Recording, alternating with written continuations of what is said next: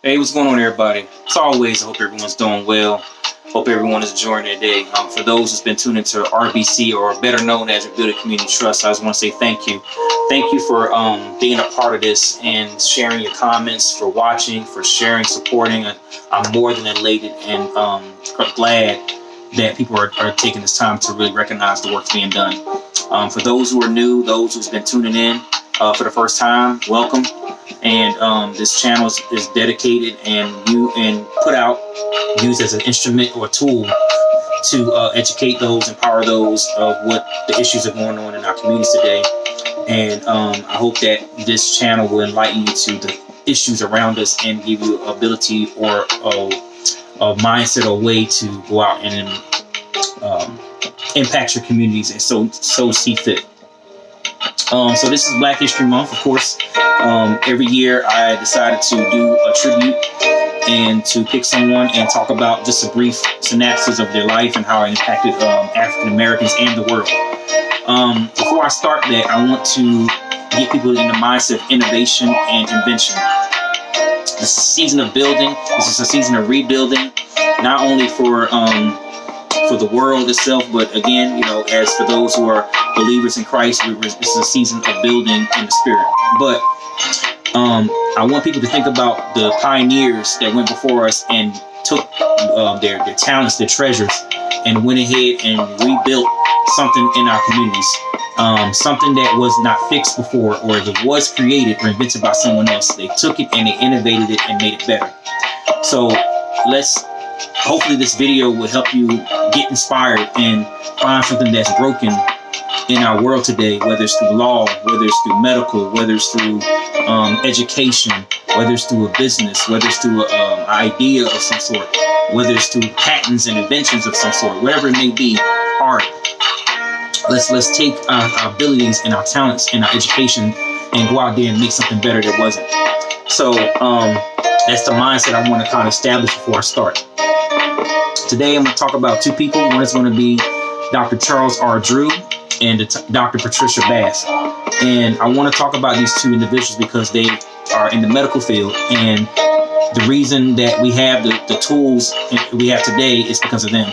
And I'm really excited to talk about them. And I know everyone talks about the same usual people. And no disrespect to that, but we got to be able to capture everything that Black people has done in this country, because they've done more than just the same few that we know. I had a thought in mind, but I'm gonna probably just go ahead and get into it. Dr. Charles R. Drew, he was recognized for being a forerunner in dealing with blood transfusions. And I don't know if people know about blood transfusions, but basically that's was created during the First World War, where a lot of people, soldiers, they lost a lot of blood, heavy injuries were sustained. So there was a lot of loss of blood, which caused a lot of fatalities. So we needed to come up with a system to create blood transfusions to be able to give blood and help get soldiers healed and get them, keep them alive during their time. So Dr. Charles Drew, he created this system and equipped medical facilities and trained doctors and nurses and other medical practitioners and those working in the field on the blood transfusion. It was necessary. He attended Columbia University and he developed a method for separating red blood cells from plasma. If you had this machine, it's a machine that when they take your blood and they put it in this machine and it spins, it separates at a certain speed, and it separates the blood cells and the plasma, which is important because it helps you study for sicknesses. It helps doctors analyze what's going on with your blood. For example, triglycerides, HDL, saturated fats, many things that I can remember. I've done some nursing, so I can remember some things. And he created this system for us to separate the red blood cells and allowing them to be stored separately, which is important for the transfusion process. And it's a technique that was instrumental during World War II. So again, during that time, there was a lot of issues with keeping blood and people losing a lot of blood during the war. So this is something that assisted to him.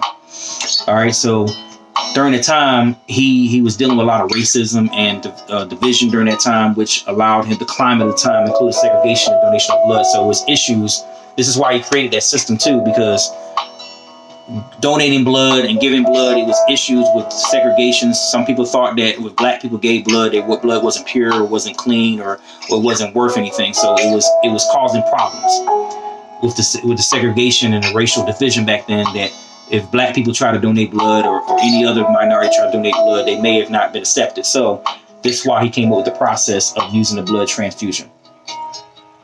He was also involved with the American Red Cross. He showed them a lot of tactics and ways, and it was fortunate for him.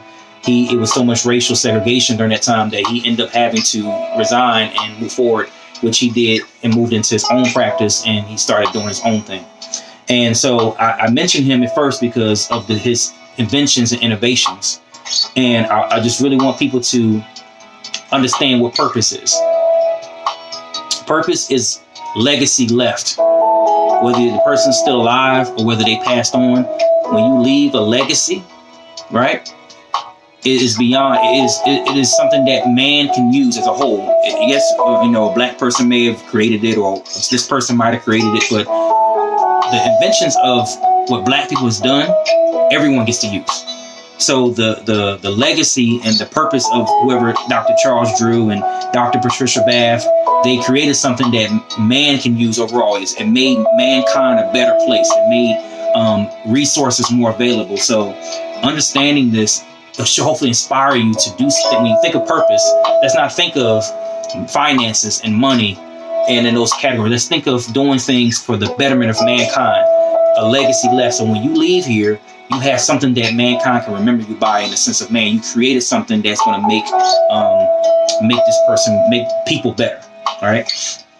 So Dr. Patricia Bath, I want to pull her up real quick.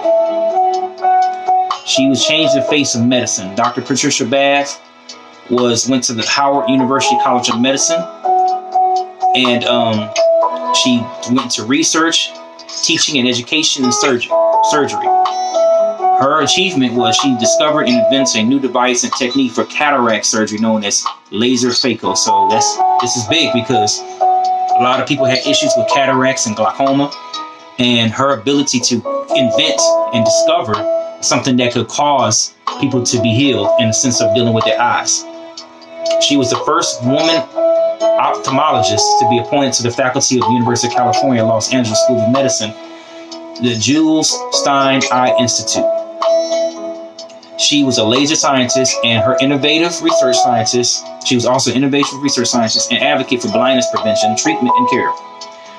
Accomplishments include invention of a new device and technique for cataract surgery known as laser phaco, the creation of a new discipline known as community ophthalmology, and appointment as the first woman chair of ophthalmology in the United States at UCLA.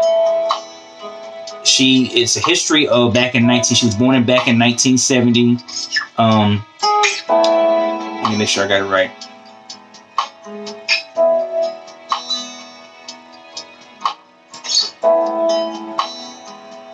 I think she was born earlier. Let me go back.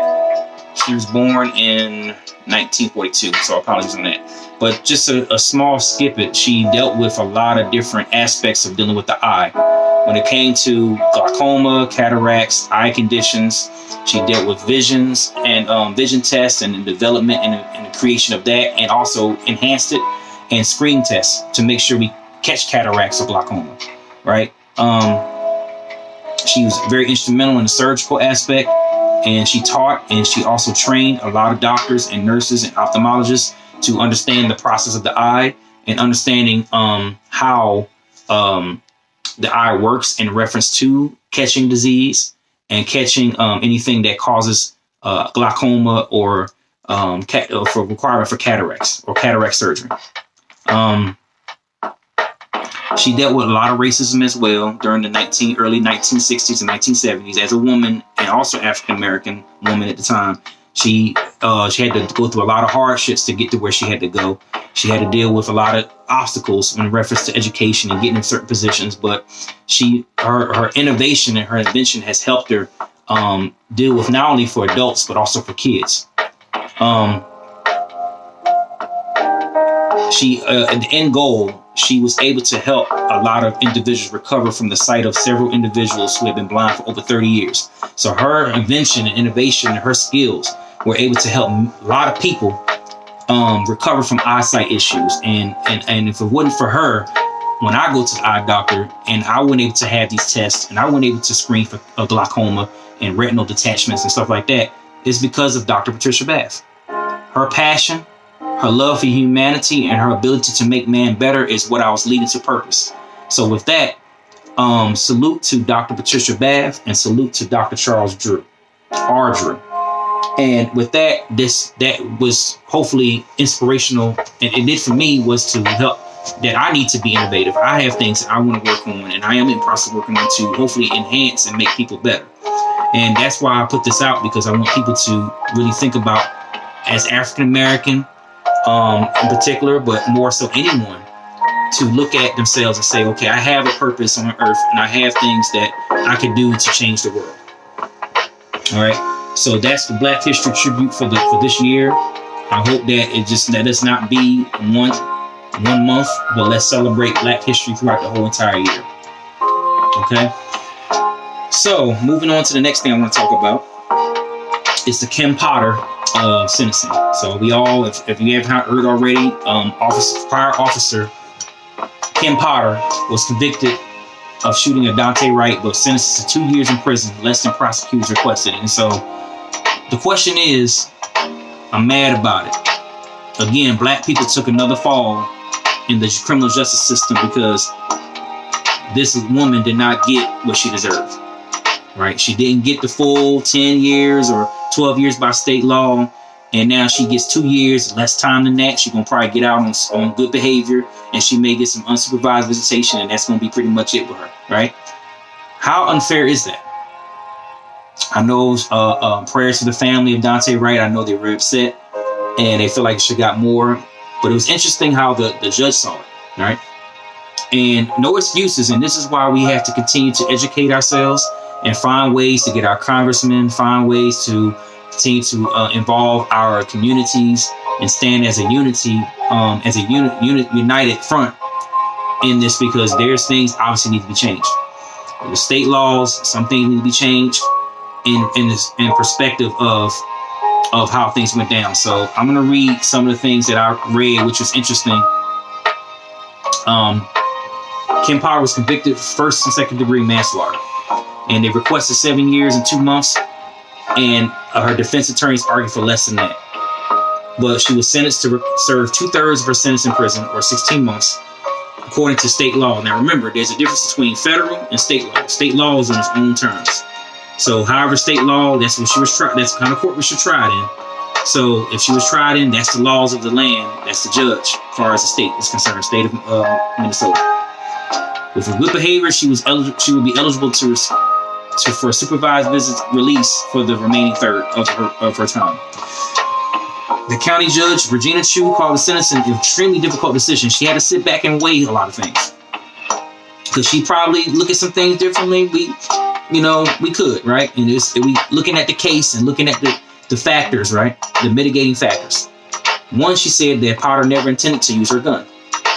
That's hard. It's hard to determine because, again, I believe that she was trained more than enough to know the difference between her taser and her gun.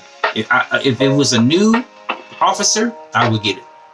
But since she was trained 10 plus years, maybe in her 17-year range, even more than that. I'm not remembering exactly how long she served. End of the day, she knew the difference between a gun and a taser. I feel that was not a excuse to say that there's a mitigating factor, because end of the day, I feel like she knew the difference. Whether it was fear, whether she was in the moment, adrenaline. I as a trained officer, it was hard for me to believe that you don't know the difference. But anyway, she thought that she never intended to use her gun. She took into account the 4 reasons for incarceration, which are retribution, incapacitation, deterrence, and rehabilitation.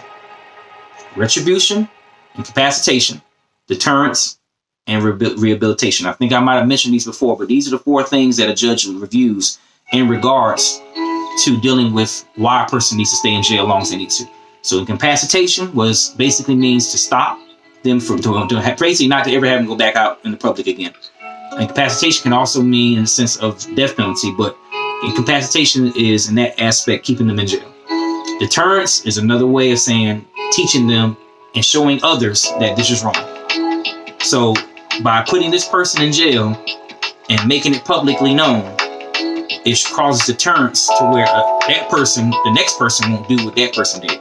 So that's what deterrence is. It's deterring the person from doing the same thing others have done. Rehabilitation is simple. It's basically wanting to help that person recover and rehabilitate and be fit for society, going back out into the world. And retribution is payback or payment or something of that nature, where someone was done wrong, in case where she shot and killed Daunte Wright instead of using his taser, and that's retribution. And that's what the judge went off of. She used retribution. That's the purpose that was served, to show that this was wrong and here's payback. She said there should be some accountability.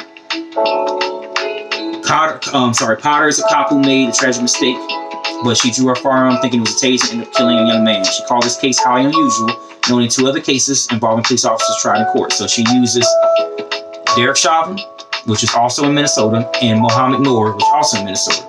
She took those cases and compared them and stacked them against each other and said, okay, I'm going to evaluate the cause. But should she surely be in prison for the max term? All right, so she says this is not a cop found guilty of murder for using his knee to pin down a person for 9.5 minutes as he gasped for air.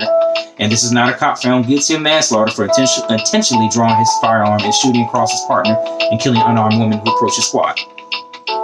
That's what she compared it to. So her comparison was that Ken Potter's situation did not match the other 2 officers. Both were intentional. They did it with intent, which led to their high sentences. But Potter didn't really mean, according to the judge, didn't mean to pull a gun instead of a taser and kill Daunte Wright. So that's why she made the decision that she made. So I'm not. I mean, that's the judge's decision. I don't agree with all of that. You know, I feel like that if she should know, she should be held accountable. I guess that's why she gave it 2 years, but I think she should have got the 7. I personally think she should have got the 7 years, but again, you got to look at all factors. There are other factors that probably weren't listed, mitigating factors, and understanding the purpose of the criminal justice system. So this is why we got to educate ourselves more and more. And even with that, sometimes education is not enough. We got to be able to really stand together and be able to look at these things and really advocate for change in the criminal justice system and change in reference to the laws, and really sitting back and understanding, okay, yes, I could look at incapacitation, rehabilitation, retribution, and what's the 4th one?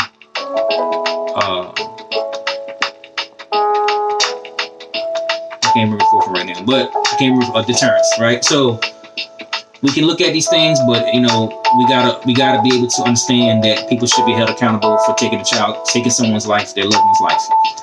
So all I can say is that more unity, more pushback in a positive way, of course, and continue to push for change in the criminal justice systems. And voting, as limited as it is, we got to continue to push that.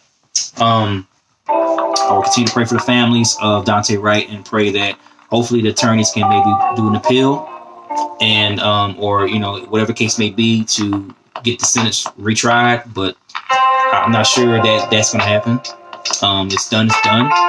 But we need to continue to just educate ourselves and continue to pray for the families of those during this difficult time. And hopefully that will not be sat on deaf ears in regards to change. Some other things I want to mention real quick.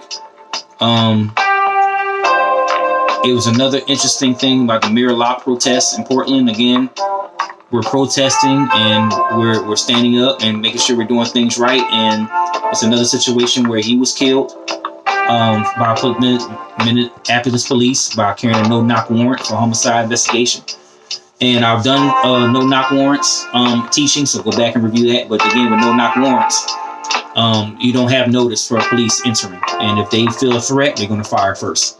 And if you're in the home and you're caught up in that, chances are you're going to get shot. And that's just what happened here. So I'm not sure. I haven't been following much about the Mirror Lock situation, but I I hope that justice comes to those individuals, whoever did what, and investigations will show that this was not done correctly, just as it was Breonna Taylor. We don't, again, so it's a very similar situation to me, what I did see from, looking into it a little bit that I did. So we just got to remember, man, that when we're protesting out here, and it's a lot of stuff going on when it comes to those protests, we don't know who's there to be an antagonist, and we don't know who's there that are causing shootings and problems with law enforcement that will involve protesters getting hurt or killed. So we just got to be mindful of that and continue to protest in a peaceful manner. And hopefully that we'll be able to find other ways to make our voice heard and these types of things. Lastly, I want to mention about it's a fight in New Jersey. I think it was in Bridgewater Township, Bridgewater Commons, where it was a white teenager and a black one, and they got into it. I think the white teenager was bullying a friend of the black teenagers, and he stepped in to defend them, and a fight broke out. Police came, broke it up, and they automatically went to handcuff the black teenager while they pushed the white teenager on a lounge chair or some sort and had him just pretty much there. No arrests were made on the white teenager. No, basically no, charges or arrests or anything like that, right? So it's really apparent to see what's going on with these types of things. And again, it shows the division between blacks and whites in some regards to white privilege. And, I would be upset if my son, right, was arrested and, over a situation that he was just defending someone else. And even if he was defending himself, both teenagers should have been arrested if you want to do it, or both teenagers should have been broken up and talked to or counseled or whatever and seen what's going on. And then if you want to arrest him, but they didn't do that. They automatically went to the black teenager as the aggressor, and they went and handcuffed him, and the white one was not. So we got to be, and I'm glad that people are catching on camera and people are trying to really, film that footage out and get people on it. And these officers need to be held accountable because, again, and this is a policy thing. This is an administrative policy thing where it could be written in some type of policy or procedure where if you're going to break up a fight, right? If you're going to make it to where you make arrests for everybody, whether it's white, black, and it's two black on black or two white on white or black and white, do the whole thing where you arrested everybody. Don't just arrest one and don't arrest the other, or don't arrest them at all. Make it a policy, make it an administrative thing where both parties are either arrested or they're not. That will take care of this, because at the end of the day, people want to see, they want an opportunity to see division. And whether the person's aggressor or not, or the person just defending himself or not, you need to, I know one instance where I got into a fist fight with somebody and both of us got arrested. Both of us got put in the cop car. And at one point I got into a fight. So it didn't matter the race. It's just that we got arrested. So this separation or segregation and arrest, the black kid gets arrested first. As a parent, how would I feel? If just like if a white let's switch it up. What if a white child was arrested before a black kid was? Would it be the same thing? Let's look at it both ways. So we got to point this stuff out, and we got to be able to look at this stuff and see how it goes, and be able to really, this is stuff we need to be bringing to the congressmen. This is stuff we need to be taking notice of, and we need to really pay attention to in regards to being treated fairly and not just putting one person in and another person that's not being arrested. So there's a lot going on, and I just continue to hope that everyone's paying attention and being able to point out issues such as this, and really be able to, find another way, and if I even can think of find another way to really be able to, maneuver around this stuff and cause a unity within everyone around us. If it's a community where it's multiple people, whether you got black, white, Hispanic, Asian in the same community, it's going to come to the point where we all come together. And I said this before, but I'm going to keep saying it, because if just doing with blacks alone, in the sense of trying to seek justice or seek retribution for things that are done wrong to us by law enforcement officials or even figures of authority, we need assistance of all people joining together and being unified in this thing. If you see a black person getting wrong, for example, if that black teenager was arrested and that white teenager wasn't, someone should have stepped in and said, hey, no, that's wrong. Well, he's aggressive. He was the one that was attacking the black kid, and make it known, you know what I'm saying? Put the pressure on these officers. Put the pressure on the city officials. Put the pressure on our government officials that we apparently elected to be in office. This is the things we got to go to and say, look, this is wrong. Show them that video. This is wrong. And I voted you in office. So what you going to do about it? Are you going to fix it? Or are you going to vote you out? Or are you going to be put out? Either way it goes. This is where the strong accountability comes from for us to our government officials. We're voting these individuals in, or however it may be, and we expect you to fix these issues. We expect you to hold these officers accountable, hold these authority figures accountable, and what they're doing, and help rewrite some of these policies and procedures that are in place. That's why I see it at this point. So, not to be long-winded, I hope that we're paying attention, we're looking out. And I just really do continue to pray for the families that are affected. There's a lot more in the news with this. I just highlighted a few things. And I just hope that we continue to band together in unity, whether it's black, white, Asian, Hispanic. It doesn't matter. Doesn't matter the age. Doesn't matter the race, the sex. It doesn't matter. All right. I just hope that, people stay encouraged and people are banded together in these times and continue to fight the good fight. So, if you got any questions, comments, concerns, leave them in the comments. www.buildingcommunitytrust.org. I'm going to reconstruct my page to fit my new channel. I have a new channel out. Those who don't know, it's called Brick and Berry Ministries. And I'm going to reconstruct my page a little bit to tailor that along with RBC. Got video topics, things you want to talk about, or you want to have questions or comments, by all means, please leave them in the description below. Hope you enjoyed the Black History Tribute. And again, my goal of doing these is to empower and create a space for innovation, creation, and invention. And understanding the pioneers that went before us to do good work, that we can also do the same by honoring them and also doing things just as much as they're doing. So, y'all be blessed. Share, subscribe. Stay tuned to the next one. And y'all enjoy your day.